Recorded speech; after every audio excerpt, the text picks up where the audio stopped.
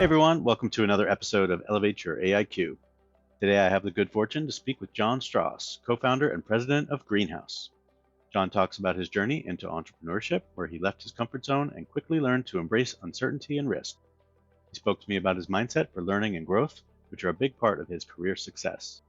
Other success factors: the ability to build a cohesive team of talented and passionate people, and a vision for Greenhouse that is grounded in sustainability and ethical decision making. Certainly, Greenhouse has become an incredibly successful business in the talent technology space, which we talk about as well, of course. Don and I get into the weeds regarding the current and future state of talent acquisition, including the importance of responsible AI in all talent related decisions. Lots of great insight from Jon, whether you're in the HR tech space or a budding entrepreneur. Let's get into it. Hi, everyone. Welcome to another episode of Elevate Your AIQ. I'm your host, Bob Pulver. Today, I have the absolute pleasure of speaking with Mr. Jon Stross, president and co-founder of Greenhouse. How you doing this morning, Jon? Good, thanks. Thanks for having me. Absolutely. Really appreciate you taking some time to talk to me and share your insights with my listeners. Why don't you give a little bit about you and your background? So I've 25, 30 years now building software and internet products across a range of different types of things. Just previous to Greenhouse, I was at a company called Baby Center. It's a website for new and expectant parents. And I was launching the international version of that. And so I traveled the world building a baby website, which actually had me figure out how do you hire local editors in 30 countries or 20 countries around the world. And that actually is kind of what led to Greenhouse, is the whole exploration of like how do you get great at hiring. Yeah, it's certainly not easy at all, as we'll get into. I can only imagine what that might have been like, and dealing with different cultures and different systems and attitudes, things like that. So sounds like a great, sort of proving ground for for what you've built today. So just for those who aren't familiar with talent acquisition and applicant tracking systems and some of the tools and gadgets that recruiters and sourcers use in talent acquisition and recruiting operations, just a little bit about Greenhouse. So Greenhouse is a hiring software platform that companies use to manage everything from the way they source candidates on the front end, all the different strategies they're using to find candidates, to the application process. So usually when you go to a company's career site, kind of under the hood, that whole form that you're filling out is actually the ATS. And then in the case of Greenhouse, we manage a whole interview process. So we help people run a structured interviewing process where they have a really clear rubric for what they're looking for, and then do a bunch of interviews that explicitly line up to that rubric, then fill out scorecards and make decisions, all the way through then the offer process of executing the offer and getting approvals in the org, and then usually handing off. We also have an onboarding product where people manage the onboarding process, and then eventually hand it off to the HR system down the line. And so it ends up being kind of the central platform of collaboration, not just for the recruiters, but for every stakeholder in the process. So interviewers and hiring managers and approvers are all going to be kind of doing their recruiting work inside the tool. Wow, awesome. So obviously the talent acquisition technology landscape is pretty broad. There's a lot of niche players, many of which are partners of yours. How do you sort of think about the relationships that you've built with some of these providers where they're trying to, I guess, in some ways create a better mousetrap? Yeah, yeah. But certainly, I guess there's a push and pull when you think about your prospects and your clients, what HR needs versus what maybe the CIO hopes to have, which is fewer throats to choke, as they say. So how do you think about the ecosystem and your role in it? I think our feeling from the beginning was that there was a lot of innovation happening in recruiting technology. There's a lot of investment flowing into it. People are trying all sorts of different point solutions, whether it's around assessments or sourcing or scheduling or reporting or whatever. And so we from the beginning created like a nice open API that made it really easy for folks to integrate with us. And so a lot of people would say, "Oh yeah, I'm going to build my one-off tool or my kind of specialist solution, integrate with Greenhouse, and then go market it to the Greenhouse customers." And so we'd have our customers say, "Yeah, I buy Greenhouse, but I also build a tech stack on top of all these different tools." And that was very successful for us. We had hundreds of integration partners, and companies would say, "Oh, I really appreciate that all the innovation out there I can kind of access through Greenhouse." I think over the last couple of years, what we've seen is the pendulum swung the other way, where people said, "Ugh, I really would like to cut budget. I'd like to cut the complexity of having so many different tools." And so the natural thing that happens is you look and say, well, where are the natural edges of our platform? Where are things where we look and say, ooh, that thing over there we would never do. Those are going to be partners. And where do we look at some categories and say, we actually have an advantage to do that better natively. And so we've picked a couple categories where we now do it natively. And we still have those partners. There's still people who will say, oh, I have some really specialist concern. And so I'm going to go use that third party partner. And we still support that.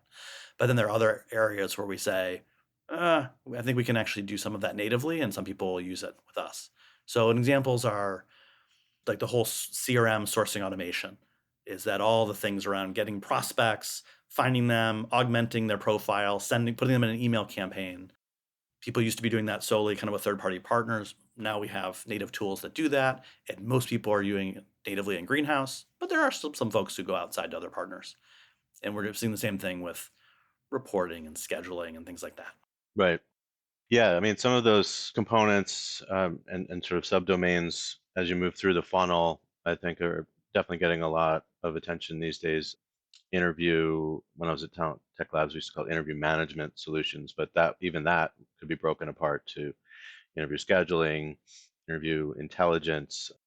In some cases, that was a matter of some degree of automation, like with the scheduling piece. But then on the interview intelligence side, it was more, how do we really get underneath where we might traditionally see a lot of human bias, and how do we get better about standardizing, making sure we're asking candidates the same questions, making sure we are exhibiting fairness through that phase of the process. So I mean, that section you get at the really core of what Greenhouse's initial insights were from day one yeah, was the notion that as much as people get excited about DE&I and what can you do to like anonymize resumes and things like that, the core insight, though, around driving fairness and and mitigating bias was really about having a consistent process that's lined up against what you're actually looking for.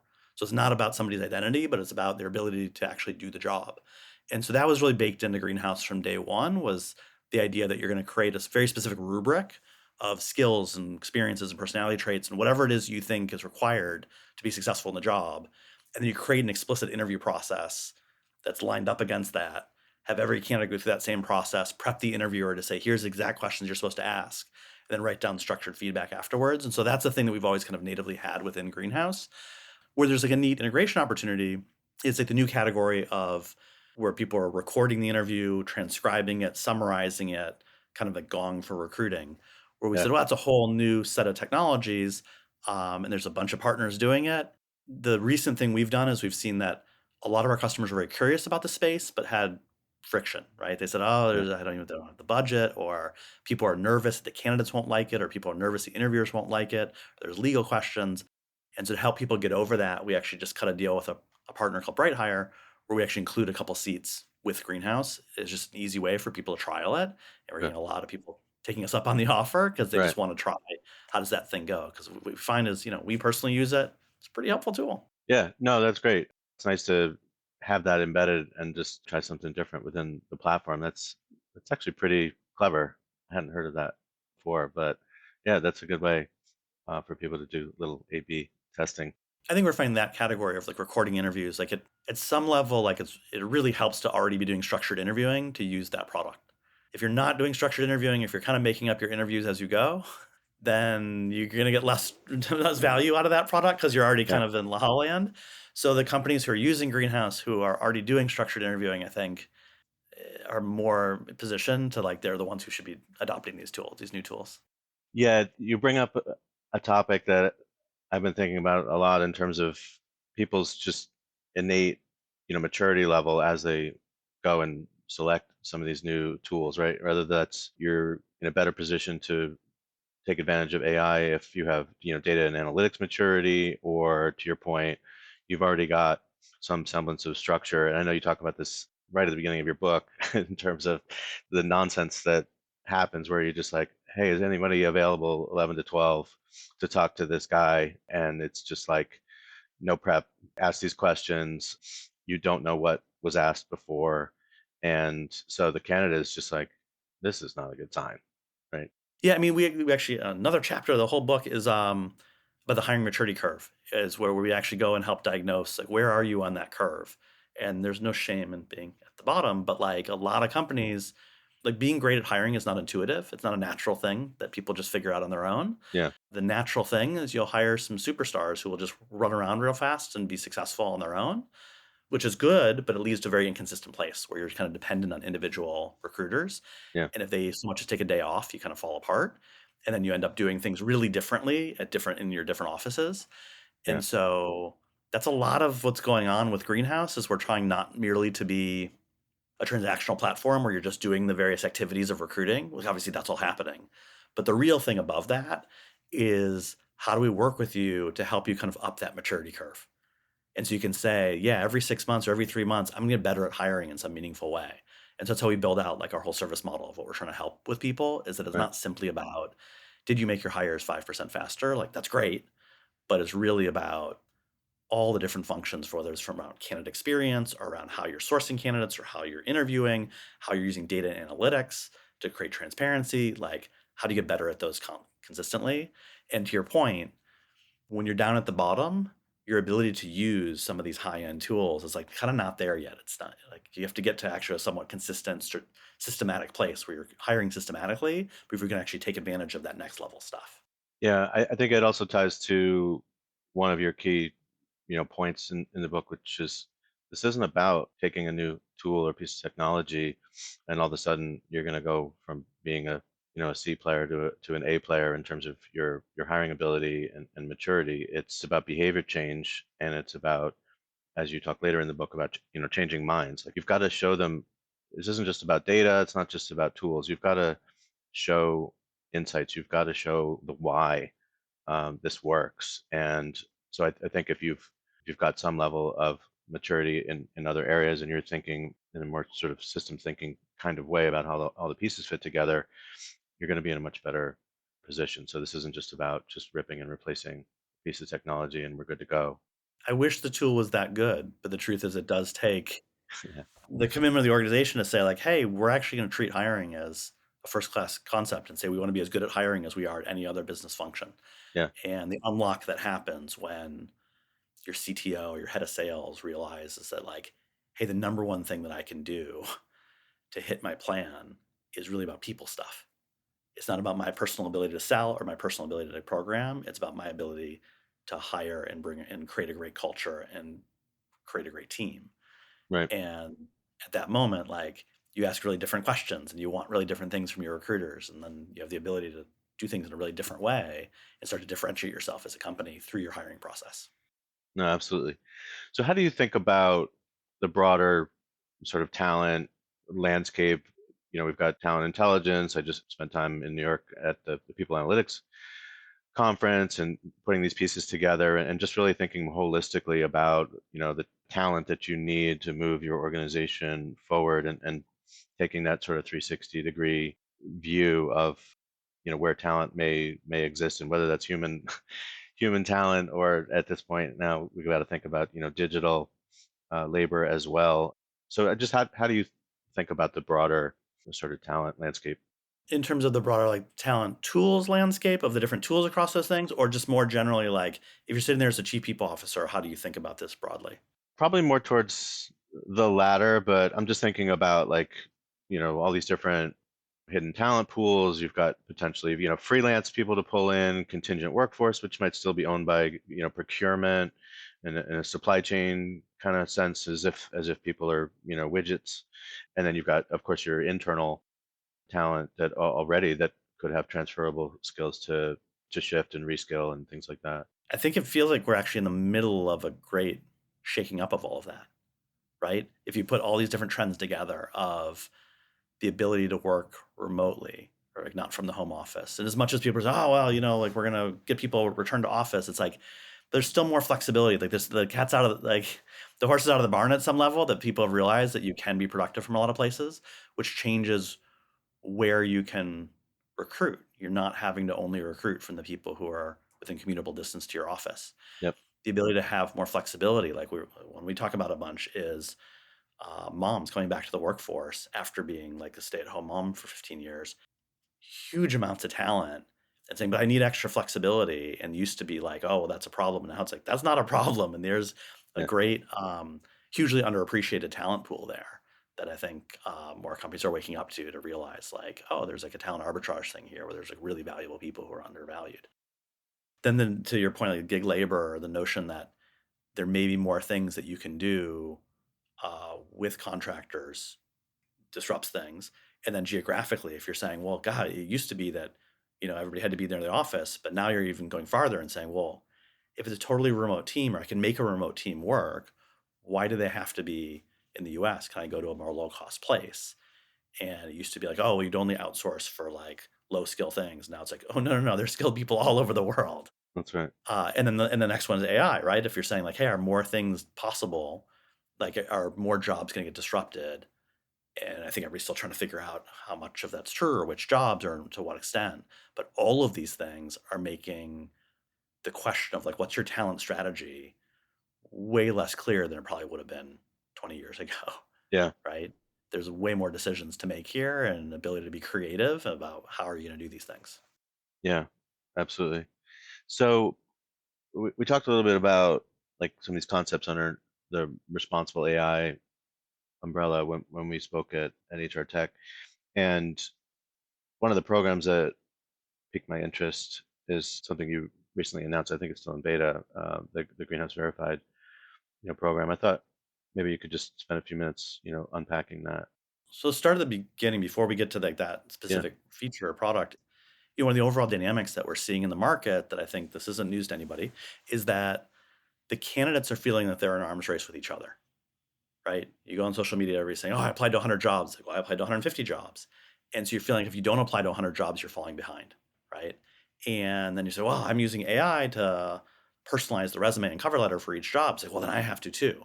And so the candidates acting completely rationally are kind of optimizing for themselves for that one job. But what it Yeah. does for the whole system is that the companies you talk to them and they're like, yeah, I open a job, I get 800 resumes the next day.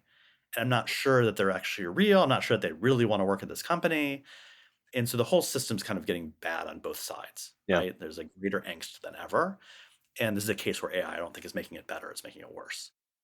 And so we're looking and saying, well, as an ATS, it kind of sits in the middle of this. It kind of facilitates both this whole interaction. Are there opportunities for us to try to make this better and not worse, right? And so there's some tools we're launching or we've launched that are getting huge take up on the company side around handling spam applications, handling duplicate applications. Usually, actually, a huge percentage of their applications are the same person applying over and over again. And then filtering tools to be able to say, hey, we got 800 applicants. I don't want to read 800 resumes. I want to read 40. What are the ways I can filter down? Or for us, we're being very explicit is that we're putting the power in the hands of the company to say, what are the filters you want to use? We're not using some AI black box. People are like, what's your algorithm? How do I beat the algorithm? Like, there isn't one. Okay. We basically expose to the company, here's everything you know about these candidates from the source of the candidate to the questions they answered on the job application to their resume. You do the filters in a very explainable way. You can go down. So those are the things on the company side. On the candidate side, we're looking and saying, God, are there ways that we could make this process a little bit easier, a little bit more fair? Can we help candidates actually differentiate themselves a little bit and create new data that's not actually on the resume? And so we've got a whole packet of those things that are launching and coming right now. But the specific one you mentioned was a feature called Greenhouse Verified, where the thing that we were seeing is that when we talk to candidates, they're just like, oh my God, the rate at which I get ghosted, the rate at which I'm just treated horribly has just gone up. And we look at our data to our hiring maturity curve that we talked about earlier, not all the companies are the same. Yeah. There's some companies up here and some down here, and there's some companies who never ghost anybody. There's some companies who are absolutely awesome. They try to be fair, they're considerate, they don't ghost, like all those things. And there are other companies who like not so good. And so we said, why don't we highlight the good ones, right? We're not trying to be like Glassdoor where it like kind of calls out the bad ones. We're just going to make it a positive thing. Why don't we Yeah. highlight the good ones and say to the company, it's a great reward that you get to like, it's good for your employer brand that you get to show off that you're actually good. And to the candidates, they get to see, oh, these are the companies I actually want to work at. These are the jobs I want to work at. And so what Greenhouse Verified is a bunch of badges that show up on a company's career site that they have to earn. And we set the bar pretty high, actually. They're kind of hard to earn around being fair, being considerate, being prepared. So the prepared interviews, not those like random interviews, Yep. and then being communicative. And so we're just launching this and people are just starting to turn it on right now. But what we're hoping is that it creates kind of a new bar, right? A new set of expectations that candidates will say, yeah, I want to work at those companies. And those companies should realize the benefit of actually being great. The other kind of secret thing, or not secret, the other unexpected thing we saw was how quickly the companies realized, like, oh, this is amazing. This is a way for me to go internally and push my colleagues to recruit better and say, don't be the one that costs us that badge because you're not sending out rejection emails. And so, like, that internal gamification is actually a really helpful thing. And so it's been neat to watch people kind of grapple with, like, oh, wait, I want to get all these badges. How come we're not doing all these things that you should do? Many of these things are quite easy. Why aren't we doing them? It's like, oh, great. That's exactly what we're going for. I love it. Candidates are really frustrated. They just don't understand why you can't provide feedback. And it's interesting because Greenhouse is different than a lot of other ATSs where it might actually give a score or a stack rank or something like that. And if you fall below that threshold, there's a reason why you would get the rejection, right? So just tell me what that is. And Yeah. so I don't know if there's like a legal reason or it's like a just going to trigger all kinds of other problems or whatever. But Right. it's horrible experience because you think you did great and you really have no idea whether the resume just wasn't parsed properly or there were just that many better candidates such that they didn't even want to talk to you. Generally, it's soul crushing, right? It's really hard that you have to go out and put yourself on the line with all these different companies and you fall in love with the job. You're like, that'd be the perfect thing. I'd be perfect for this job. And you don't hear anything. Feels awful. And so I think from my perspective, there's a lot of different things going on there, right? On the one hand, you've got things where there's never really a good excuse for why you didn't send out a rejection email, right? And so, Yeah.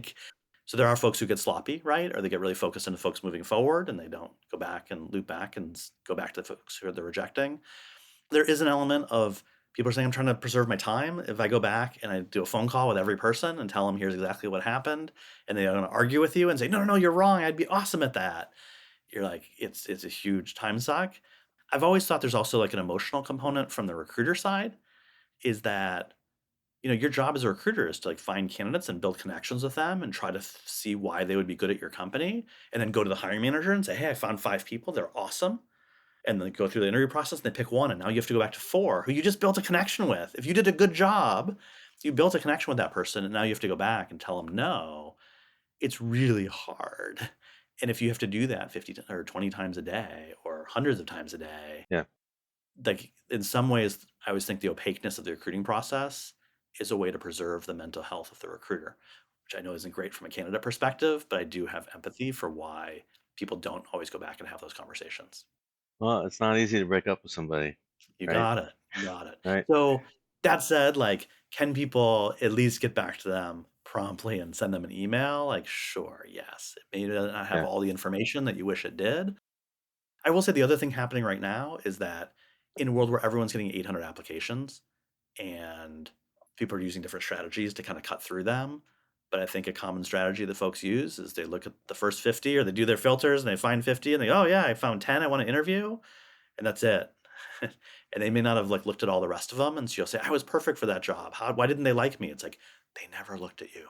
Pace of change in the world of business is fast, and that drives incredible complexity for the world of human resources. Welcome to the HR Data Lab's Brown Bag Lunch, a series of conversations with experts inside and outside the world of human resources on how to innovate, measure, and evolve our practices. Our goal is to help provide you with practical examples of how HR has to change and to meet in this complex business environment. Every week, we'll talk to new and different voices on all aspects of human resources. And guess what? You get to chat with us live. Live? Live. So they can answer questions or they can ask us questions. They can ask, they can answer, whatever they want. They get to talk with us live. That's awesome. Sometimes we geek out on the data and technology that underlie the processes that drive the world of HR. But the conversations are always insightful and fun. So please enjoy the HR Data Lab's Brown Bag Lunch. And like, don't take it personally, right? I think people look for very rational, they look for conspiracy where like incompetence will do. You know, they don't take That's it personally. yeah, no, that's an interesting perspective. I mean, I guess it gets a little bit to the argument, like no one wants to be sort of, ranked in such a way, I suppose, but you've got a lot of sort of dichotomies of like, look, I've got maybe I didn't apply until a week after the posting. Well, they've already gotten 1,000 resumes, and like there's a temporal nature to that. They've already sort of moved on, and probably should maybe at that point they should have taken the posting down. And the inconsistency of, well, depending on which recruiter you get, they're going to apply different filters and they're going to look differently or whatever. So maybe if there was some type of stack ranking or scoring, at least that would be consistent across a recruiting team or something. So there's a lot of, I'm not saying this is easy by any stretch. I think that's right. You want to get to like how can you more consistently do this, and do you really think that somebody who applied on day 2 is more likely to succeed in your company than somebody applied on day 7? Like that seems pretty far fetched, Yeah, right? yeah, And so I think the question is, how do we generate like useful differentiating data from candidates without putting them through an hour? Like you don't want to have each person invest an hour of their time to apply, yeah. making them like, rewrite their resume. Like that's not actually that helpful. But like, what other data can you generate about somebody that is differentiating, that does get people to the top? And so I think that's what we're spending a lot of time thinking about is what can we do beyond the resume and job description. Long thought that resumes and job descriptions are two of the most dishonest documents in business. And so trying to extract a bunch of wisdom from both documents is sometimes not such a great idea. Oh, I couldn't agree more. I think this is a cat and mouse game that is not getting any better, and it's not getting more helpful. AI generated JD, AI generated CV, third AI potentially sort of grading the match between the two. Someone could apply within the first 5 minutes and not even realize that they applied because they're using one of these mass apply, tools, and they've got some automation that says as soon as you see any job post from, IBM or whatever, and it says AI in it, just apply, just get my name in there, and then, we'll see what happens. But, there's on top of everything else, there's no way to understand person's actual interest in working for this company on this team. That's some of the directions we're going is like, how do you measure intent in some ways? And their intent of what they actually want and how interested they actually are in your company is a really interesting signal that's different than merely just their skills. Certainly is a sign of interest if they're applying to multiple jobs. I mean, I've applied to jobs where people said, try not to apply to more than 3 jobs in a year. We actually just launched a feature that is just being rolled out right now. People are turning on around, it's called job alerts, whereas you can subscribe to a company and say, I'm really interested in your company and I want to know every time you launch a new sales job. And that's helpful because they get notified, hey, there's a new sales job, you should go to apply. But it also becomes a filter. Is like, hey, out of those 1,000 people who applied, which people have been subscribed to my alerts for over a month that I know they're actually truly interested in my company? These talent communities, I mean, I'm not even sure that's the right term since there's nothing really communal about it a lot of times, but if they've joined the talent community, and maybe there's a periodic, webinar to help, job seekers or to learn more about, some new project that the company's working on or stuff like that. But those are all signals that even if you consider each one individually not a strong signal, in aggregate, it's a pretty strong signal that they're interested in work. I was having lunch with a customer yesterday. We were talking about that of just how more and more dependent they are, where they're not going out to open internet and finding strangers on LinkedIn anymore. They're like, we have a big enough database of people who've expressed interest in our company formally that like that's a good signal. That's a signal of intent. And so we're just doing rediscovery and search within our own database and prospecting from there and getting all sorts of great people. And we can find people who are interested in our company and qualified. And that's the big focus right now. And so I think that'll continue to be true. No, I think that's huge. I have an HR background, so I never understood why, CRMs, candidate relationship management systems, and ATSs were different. Because if you want to rediscover those candidates, if you want to find those signals of intent, if you want to take a silver medalist, as they say, and this new, maybe a second role has opened up in another region or whatever, like why would you not just go right back? You can skip everything we just talked about and say, I've got some great candidates already like in the queue who would be perfect." Totally agree. I mean, that's why we we have them Yeah, all together. I yeah, think what we found is I think the thing I always struggle with is that recruiters are typically very focused on the role right in front of them right now.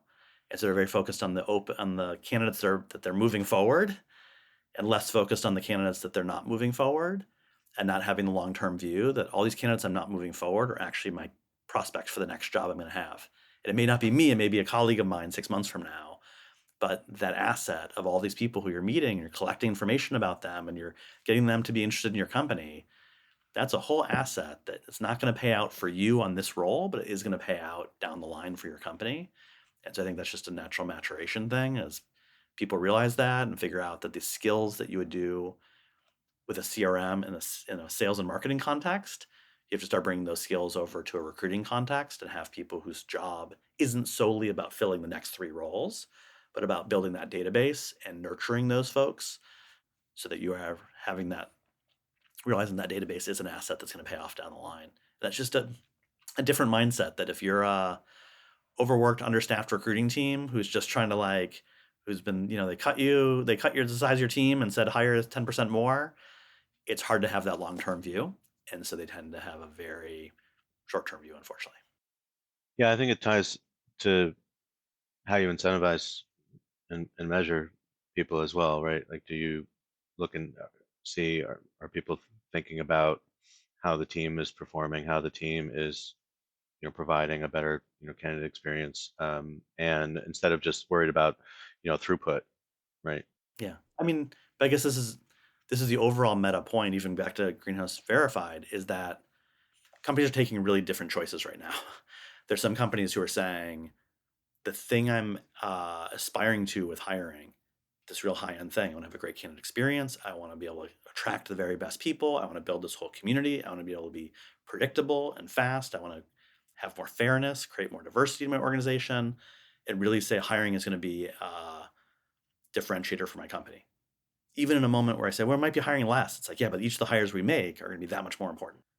And there's another set of companies who are saying, hiring less, so let's spend a lot less money. And lots of people are applying, so you don't have to try as hard, right? And you can treat people badly because they're really desperate for a job. And they're two really different perspectives, right? And I think the candidates notice it. I think the employees notice it. And so that's what you see sorting out right now is there's a bunch of companies who are really on that side. They're awesome. And that's who everybody wants to discover, and that's who everybody wants to work for. And it feels different to work at those companies. And there's a bunch of other companies who are taking this moment to say, well, what can we get away with? How badly can we behave and still make our hires? Yeah, I was thinking about this when you were talking earlier about just, providing that great candidate experience and whether or not that's actually reflective, how they treat their employees and what it's like to work there, or these are two different worlds that you shouldn't conflate. I conflate them. I think if as a candidate, if in the moment where they're trying to sell you and want to take a job with them, Yeah. they're treating you poorly, why do you think that after you take the job, they're going to treat you better? Yeah. Right? When somebody shows you who they are, believe them, Yeah. I mean, the interesting thing we see now is the ATS category used to be kind of under the hood. Nobody knew about it. Nobody had ever heard of an ATS. And now the job seekers are onto it. And they know what it's like and so they come to us, they're like, oh, we love it when companies use Greenhouse because it's really easy to apply and I'm going to be treated well. And if I go apply at that other somebody who uses one of those other ATSs, I won't name them, they'll be like, I have to upload my resume and then I have to spend an hour retyping everything that was on my resume. Why? How does that help anything? And so it reflects on the company. The fact that they chose to use that ATS, and it makes the candidate think, I'm not sure I want to work at a company that would do that to me. You're like, wow, how much the employer brand is dictated by the ATS. I never saw that coming 5 years ago, but it seems really real right now. We hear a lot of it on social media.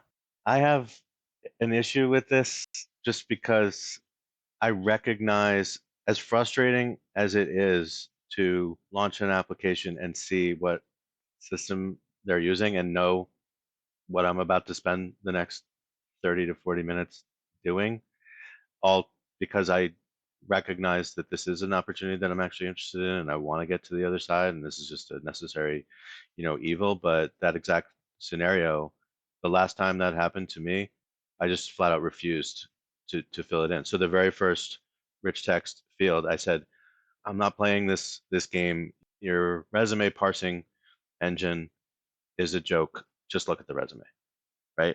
But I'm so close to this being in this space that I was like, do I shoot myself in the foot or, just make a point, or do I power through it and just deal, knowing that this is how things work? Spent most of my career at IBM. And so the fact that Brass Ring is still alive is just absolute comedy to me. Even imagine where we're like, listen, I need the job. I'm going to power through. I'm going to apply. I'm going to spend 30 or 40 minutes doing it. Yeah. That was your first impression with that candidate.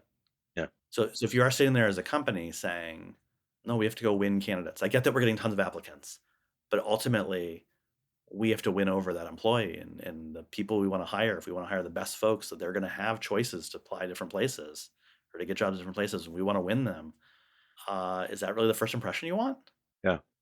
And first impressions are important. So that's why we do a lot of things to make sure that was the first impression of the job application or the first impression of like we let candidates record their name pronunciation or pronoun, because it's just about winning the first impression so that when you start that interview, when they say your name correctly, like that matters.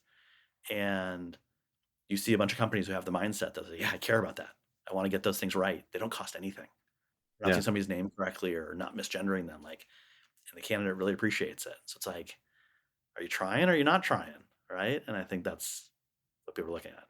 Again, I find myself in an interesting position with some of this stuff just because I know all these technologies and I advise clients on this space. And so sometimes I'm applying and I'm literally like, maybe I shouldn't be applying for this job. Maybe I should be applying to run TA technology for this company because they clearly have not prioritized candidate experience or even recruiter experience in some cases to do this right and make a good first impression. So do I fault the entire company because leadership has not made strategic investments in talent acquisition or whatever? So again, I sort of recognize my own biases. Yeah, I also have a lot of self-interest in that in Yeah, that question, yeah, but I tend to look at it and say usually what happened there is not that some recruiter made a choice that said, I think this is great, this is what we should do. Usually the decision was out of the hands of the recruiter. And some yeah, IT person said, yep, we're going to buy this one HCM thing and buy everything and include the ATS in it. Who cares? And like, that's generally what's happening. And so do I fault the whole company for that? Like, absolutely I do. Yeah. yeah, I think it does speak to what's going on at that company about how they prioritize hiring. yeah. One of the things that I have experienced that I liked was basically skipping the entire JD to resume sort of matching at all and just sending out some type of, sort of pre-hire assessment. So let's skip that whole thing. You've got my LinkedIn profile. Send me some questions. I'll answer them. Now, last time I did that was before generative AI, so I know people unfortunately are using AI to in all kinds of assessments, whether it's technical or behavioral and psychometric, which is just screams of desperation to me, frankly, that you can't use your human brain and common sense in this moment. And I think that's what's happening is that in a world in 2021, right, when everybody's like desperate to hire and there aren't enough candidates, you said job applications would get much shorter. And say, I don't want to like create any barriers. So give us the bare minimum information and we'll get you in for an interview and make a decision as quickly as possible, right? Because you had to, because it was competitive. Now, pendulum swings the other way and you say, oh God, I'm going to get 800 applicants. I'd rather get 400. And so if I add questions to the job application or I add an assessment test or I make the candidates do a little bit more work, one, it'll scare some people away. The folks who are like, I just want to like do the automation thing, easy click apply. I don't want to do the work. So you scare some Yep. people away. And then the data you collect from those questions is hopefully differentiating that you can look at it and say, oh, actually now we can figure out who we want to move forward. And so that's what we're seeing as job applications go longer. And generally the interview process goes longer. I think it's like sort of counterintuitive. Sometimes people think, oh, there's so many candidates, you should be able to hire so easily. We go, oh, no, no, no. Now hiring managers know that they can always wait to see more people. And so they're a little bit, and they're making less hires. They want to be even more careful. So everything's gotten stretched out actually. But yeah, I do think like more pre-hire assessments or more like assessments early in the funnel because they're like, yeah, we're willing to let the candidates do more work. Do think you could get some differentiating information to your point. I think you would be able to provide some feedback and constructive criticism in a more automated fashion. So it's not consuming, the recruiter's time and they don't have to have that one-on-one, I don't like giving feedback. That's why I'm not a people manager kind of, conversation. And I do think it would weed out like all those people that didn't even realize they applied. They'd be like, yeah, we can move on. So you'd have a significant drop off at that phase. But because, Greenhouse in particular is not providing like a score, now you have all this richer, profile with which to work with. I think that's right. I think there's like lots of fear about having AI make decisions for folks, and people are like, I don't want to like outsource decisions, and so it's got to be the human touch. And it's like, yeah, but that also creates a lot of room for inconsistency. And so I think there's a world where like, no, you'll have more assessments. They'll be automated. You won't talk to a human, and it'll be consistent. Same thing every time, and you'll actually get feedback. It'll say, here's why you didn't move forward. And so I am still kind of optimistic that Visionary voices, bold breakthroughs. This is Shalley's Alley, where top recruiting minds spill their best kept secrets live every Friday at 1 p.m. Eastern. Raw, unfiltered conversations on sourcing, hiring, and the future of talent, where we ask the tough questions no one else will. Tune in and level up. as much as there's lots of fear around AI decision making, that there is an opportunity to have more assessments where people are kind of treated actually fairly and treated consistently, and then get feedback. I'm a fan of the solutions that take that approach. And a change to the process, and people would have to get comfortable with that. And maybe some people will always say, I really want a more human experience. But as you get, I think if you were to try it, if you were to try some of these tools, you'd be like, oh, that was actually pretty good. I didn't need to talk to them. It's not like a chat. It's not like a customer service, old school, chat bot. In some cases, if we didn't tell you you were talking to an AI, which you should, by the way, you should be transparent when you're doing that, but you might not know, you wouldn't otherwise know. The other ideal situation is that obviates the need for certain interviews, so you don't have to spend another hour with the candidate. You actually got all the insights that you needed from, this assessment. But again, you've got to do it in a responsible, ethical way. You've got to be transparent, and overall, I think we'll see, fairness go up, and some of the things that we've been pushing, the original intent behind, DEI initiatives and things like that, and more inclusive hiring will actually improve. I agree. I think I share the optimism that that'll happen. I think in the near term, it's pretty rough out there for candidates. Yeah, for sure. Just wanted to hit on the book Talent Makers that you wrote with your co-founder Daniel. Just thought you could share a little bit about, how the book is doing, the intent of the book. What we're finding is that we had all these ideas about hiring, and we would lay them all out, and the recruiters would say like, yeah, obviously we get it. Anybody who's been recruiting for 2 decades like has figured out most of the stuff we have in the book. The aha was that their stakeholders, all of like those leaders, had not had those moments. They had not figured these things out. And so we call it talent makers because we were talking about is like these other leaders, not the recruiters, the other leaders, their job is talent making, right? Like their ability to succeed as a head of sales is about can you hire, can you manage, can you lead, much more than can you sell. And so it's like, well then in your role as a talent maker, what are your responsibilities? What do you have to do? Right? Can you say, yeah, I have a recruiter? Like you're not the recruiter. That's their job, right? But how do you show up? And how do you be a talent magnet? How do you be a talent leader? And how do you set a tone? And so what we found is we wrote it all out. And the common thing I always hear from people is some recruiter will be like, oh, I read it and it totally resonated with me. I was like, yes, this is what I've been trying to say, but I kind of knew it all already. And so I gave it as a gift to my like partner, and they said, oh, now I get what you're talking about. And so to your earlier point around behavior change is that you're trying to like change people's minds about what we're doing here in hiring, is it can be a tool for that. It can be a tool that gets people to say like, oh, gotcha. I've been hiring for 20 years. We didn't do it that way. And I've complained the whole time about everything, had bad results and been frustrated, but I don't know what it looks like done well. And then you read the book and you're like, oh, I see. That's what we're trying to do here. And me, this is how I'm supposed to show up as a talent maker. So I don't know. I still get lots of positive feedback from folks who are like, yeah, to help people understand what we're trying to do here. Well, I have no doubt. I mean, it's not just your, personal experiences, right? I mean, this is anonymized data from all the customers you've been supporting for years, right? Yeah, no, I mean, you have the benefit of building a product like this. I've talked to like literally thousands of companies about this, Yeah. right? I was just talking to somebody about the unique things of hypergrowth, of what happens when you go from 200 to 1,000, and your plan is to now go to 3,000. There's unique hiring challenges in that moment. And like, yeah, and I've talked to dozens of companies who have done that. And so when you put all that together and you see the commonalities of what's happening at these companies, it's like, yeah, this is a problem that you think you have that's so unique is actually kind of a cliche. I've seen it a lot of times. Right. So hopefully we can be helpful. Yeah. Awesome. Well, congrats on the book. Turning back to the topic of AI, I was just curious about you personally and how you might use it in your day to day, either personal use or professional use. How you're taking advantage of some of the latest gadgetry. I use it for brainstorming. I tend not to use it as a blank sheet of paper. I'll brainstorm on my own and then have it fill in the gaps. And usually it'll be like, oh yeah, here are 3 things you forgot about. And it's like, and so I find that very helpful.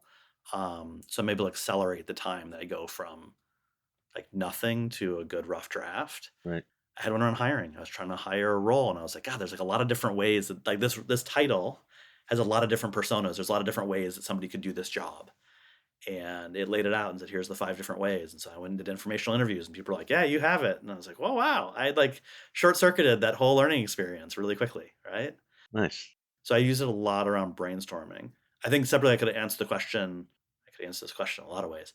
Yeah. I mean, I think what we're seeing inside our company is that programming is like the obvious place where the developers are like embedding it in my existing tool. It's just there, right? Like I can use GitHub Copilot, and it takes some skill to learn when to use it and when not to. Like they're like, you don't just say, here's the feature I want to do, or write the feature. Like it's not that, but the amount of places where it'll just autocomplete for you and be correct. And it's not always correct. So you have to like know what you're doing. You have to have the good taste to know what's correct and not. But they're like, it makes a huge difference. And we're seeing it, like the productivity by person goes up by significantly. Other places we're experimenting with in kind of our sales org and our support org, where I don't know that we have measurable wins quite yet that we could say, oh, it's changed everything, but I'm pretty optimistic. And I would say in the product, the thing that we're seeing, like the dominant dynamic when we talk to companies is that the recruiters are caught between CEOs and security and legal saying conflicting things. So you sit there as a recruiter and your CEO says, do AI, don't fall behind, get efficiencies, let's join the future. And the security and legal team are like, don't you dare touch it. Like, don't put candidate data in anywhere dangerous, don't get us in trouble. Yep. And the recruiter's sitting there saying, I'm busy. I don't have time to like figure this out on my own. And so they're caught. And I think that I don't think that like just telling recruiters to go to ChatGPT and like reinvent their job and you figure it out is really going to do it. And the security and legal team are hoping they don't. I think it's hard for them to justify the spend of like, let's go bring in some new tool that's unproven that we're not sure and legal's worried about. And so I think the actual dominant way that people are going to adopt AI in the near term, I don't know if this is long term, in the near term, is that people do the same things they were already doing in the tools they were already using, and AI will just be there and make it better. And so to me, like the obvious example of that was Google autocomplete. We did Google searching for 20 years, and then one day it started autocompleting when you typed. It was like, oh, it's just there. Like nobody chose that. Nobody, like if you don't want to use it, you just don't. I was like, that's a perfect example of how like AI just gets adopted in mass. And so we look at inside a greenhouse and we're like, yeah, like that's our job at Greenhouse is to help you adopt AI in a safe way. So the most popular AI feature we have, not a usable feature, is like the page that says, here's all the different AI we have. Here's all the different features. Here's what models they use. You can opt out of any of them. And here's a giant FAQ for your security and legal team to read. And generally they read it and they go, yeah, that's all fine. You're doing everything cool. You're free to use all this AI stuff in Greenhouse. And the recruiter can say, oh, awesome. Now we can use all this stuff and get the benefits. So from there, then there's like all the different use cases we're doing where there's like, we were talking earlier about how do you move up the hiring maturity curve? Like there's easy ones. Like some companies don't have interview questions written out. They look at the blank sheet of paper and it's hard to write an interview question. AI is really good at that. I want to do an interview where I'm testing these 3 skills. Great. Here are 5 questions you should consider using. If they're bad questions, don't use them. But like, if you think they're a good question, then you should use it. That's better than nothing, which is where a lot of companies are. So there's lots of AI. And then there's things like resume parsing, things like summarization you can do. All sorts of neat use cases for it that aren't about decision making. Yeah, for sure. I think that you're hitting on all the key, points there. You've got to start just seeing what it can do, understanding that it may not always be 100% accurate. Let's make sure we've got, controls in place. Let's make sure we've got the different teams, and some cognitive diversity that helps us make decisions about where and when to use it. You should use it where you should, not where you can, and being responsible by design. Just going back to your developers. I mean, yes, there's GitHub Copilot and there's other tools that you can use to either write code or check code and things like that. And so we just got to make sure that we're not completely outsourcing our critical thinking, and just thinking deeply about the implications of what it's giving you. Yeah. I mean, I think we always coach folks who are practitioners and saying it's really hard to get new tools bought at my company. It's hard to get budget. There's all this friction, but I really want to move forward. I say, go to your existing vendors and ask them what their AI roadmap is and say, you got to be the one to solve this for me. Because that's largely the easiest path that you're going to have is the tools you're already using are just going to have AI, and you're going to be able to go back to your leadership and say, look, here are 8 things that we're doing with AI now that we didn't used to be. That's actually the place to start versus like, I'm going to go educate myself and find some brand new tool and fight the internal resistance to like get new tools and spend more money. It's also fun, but like it can take a while. So I'd say that the easiest path is like go to your existing tools and demand more AI out of them. Excellent. Well, John, I really enjoyed talking to you. Thank you so much for carving out some time on this Friday morning. And I think there's a lot of insights and interesting tidbits for my listeners to take away. So thank you again for your time. Thanks for having me. Appreciate it. Absolutely. Thanks, everyone, for listening. We'll see you next time.